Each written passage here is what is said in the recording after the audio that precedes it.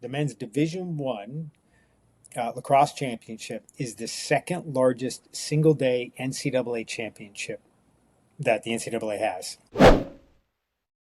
Well, it's really interesting. I just had an executive for One Team Partners. Her name is Paris Dupree on the show. She's also a lawyer there.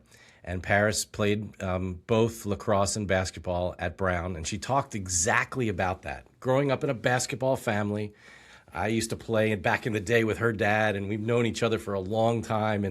And how her lacrosse coach gave her this. She was a basketball player, but the lacrosse coach gave her a stick and said, "Go out there." And she said it was almost like it was natural because she was just such a basketball player, and then she went on and she was a tremendous player at Brown and Yep. played for the USA lacrosse team as well. Familiar with Paris? Yes. And I will take another step further. I was having a conversation yesterday with a individual in Texas who was a football coach who also played lacrosse. He had his son, who was an offensive lineman, go play lacrosse because it was the best opportunity for that young man to work on his footwork. And his footwork got infinitely better through that experience. And, so it's both basketball, it's football, and that's something actually we're going to continue to focus on because we want kids to play more sport. Specialization, you hear a lot of chatter around that. It's actually not best practice, despite what a coach might tell a young family that this kid needs to keep playing or else they're going to be left behind. Some of that's a bit of a false narrative, to be honest with you. And the reality is getting kids playing multiple sports, again, not only develops their physical literacy and their movement, but it also prevents injury because you're not getting single sport, usage, if you will, by just playing the same sport over and over again. You're developing your body better. So we're big fans of that. We'll continue to advocate for that multi-sport. But going back to the Olympics, the great thing about the sixes version, as I said, like when someone watches it for the first time, they're going to get it. And that, is really what we're aiming for. That's tremendous, and it's really just an exciting, jumping off point for the game, right? In general, I mean, I think it's one of those things where, this could really be a way to really springboard the game, to even higher places than it is now. I mean, certainly what you've done on the USA Lacrosse side of things, what's happening with the PLL and the NLL and all that sort of growth that's going on through all that. But now it's like, wow, like what's next is really exciting. Well, you mentioned something that I think is really important. You mentioned our partners like the PLL, NLL. We are at what I would call a generational moment for the game of lacrosse. And like every sport has those moments where, whether it's soccer and World Cup, I think what hockey been able to do with some of the international competitions in the past year, again, continues to elevate the game of hockey in terms of, big moments and how people engage with that. But I mean, I just hung up the phone with Brett Fruit, who's the commissioner of the NLL, about 20 minutes ago, right before this call. Like our level of coordination with the pro leagues, the PLL, and they've launched their women's leagues, the WLL, as well as the NLL, and the colleges and the NCAA and the NFHS, which oversees high school, the college coaches. The level of coordination in our sport is unprecedented. And we actually need to do that because as a sport that we want to continue to elevate, we have to work together. Individually, we can each have some incremental progress, but you got to work together and coordinate your audience, what you do, big moments to drive that exponential exposure, that exponential impact. And so we have to coordinate because we're not big enough to compete with each other or just get in the way of each other by accident. Like we got to make sure we don't even do that. And so we are very fortunate that we've all rallied around the Olympics. You rally around big moments like the NLL championship is just taking place. PLL just launched their season, and then the NCAA Final Four and tournament is coming up. They're in it right now for both Division I, II, and III. Those are all big moments that we all get to rally around, and the more we stay coordinated with that, the more impact we can have. Well, I remember you telling me, how big the men's and women's lacrosse tournaments are for the NCAA. I mean, just as one of the biggest championships for them. Yeah, it was one of my learnings actually rather recently.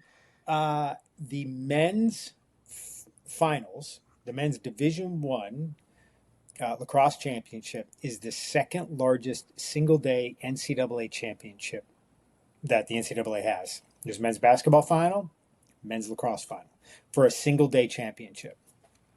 Over the course of time, certainly baseball does well, softball does well, volleyball, but even over the course of the NCAA lacrosse championship, the men's and women's first round tournament or first round games were this past weekend.